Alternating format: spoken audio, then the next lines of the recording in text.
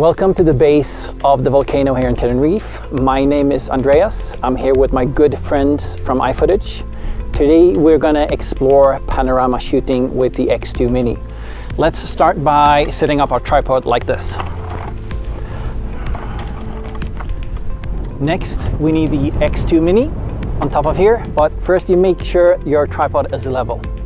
This right here is the iFootage X2 Mini. It's going to help us automate our panorama or our 360 image. Let's attach it to our tripod like this. You might be wondering why we chose this location, and I don't think we need to go into a very detailed explanation because it explains itself.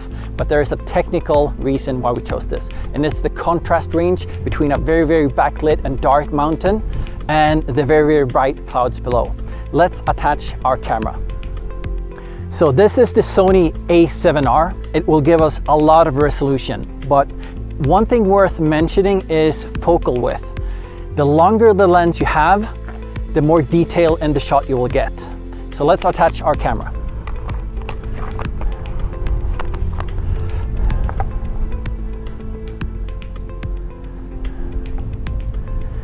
Now we need the shutter cable from the X2 Mini to the A7R.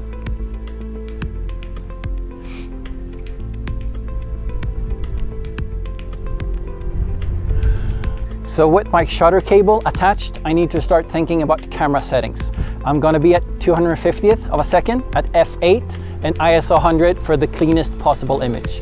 I also need to start thinking about where to start my image and where to end it with the X2 Mini. I'm also going to do bracketing, and that means I'm going to take 3 images with 3 stops in between, and then I'm going to combine those images into an HDR image in post. So let's start shooting. So this is the iFootage app, and we're going to use the stitching feature right here. We use a full frame camera.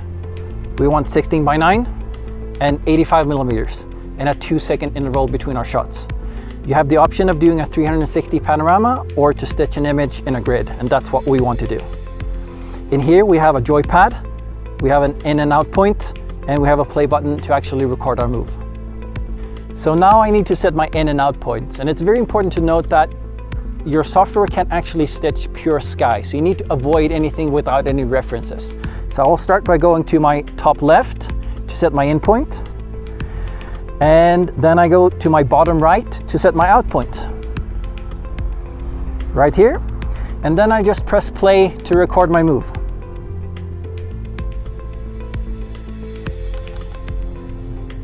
And as you can hear, it's taking 3 images all in one.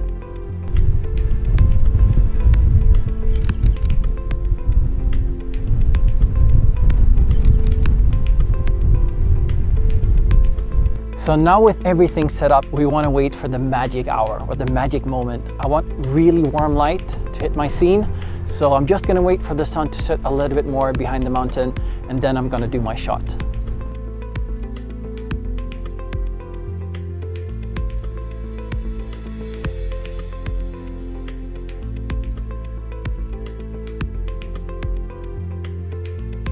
Okay, so that's it. Just to recap, you need to find a great location and the right light. You need to be spot on with your exposure settings, and you need to make sure that your tripod is level. Let's head back to base and see what we got. So we are now back at the base. We are going to assemble our final HDR panoramic image. And this is going to be a little bit special because this is going to be an HDR panoramic that is still in RAW format. So you can still tweak the white balance, your exposure, or do anything that you would normally do. I start off by importing my images to my hard drive or to a backup location. I then drag my folder into Lightroom. In Lightroom, we have a set of 3 images that will combine into one image with the HDR method. And we do that by choosing our 3 images. We right-click, choose Photo Merge, and then we merge the images together. And we're going to do this for all of the images.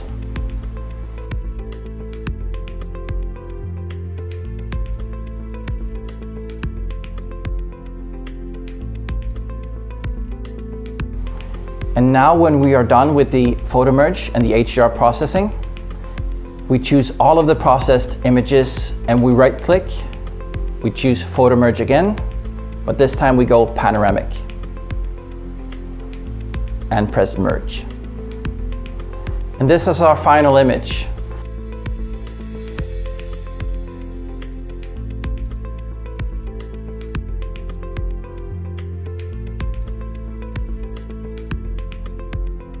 You can download this specific file from our description box and you can play with it yourself and you can tweak it. I really enjoyed making this video for you, and I really want to encourage you to go out and shoot HDR panoramic images. It doesn't have to be a location like this. It will look great in any kind of environment. Thank you so much for watching.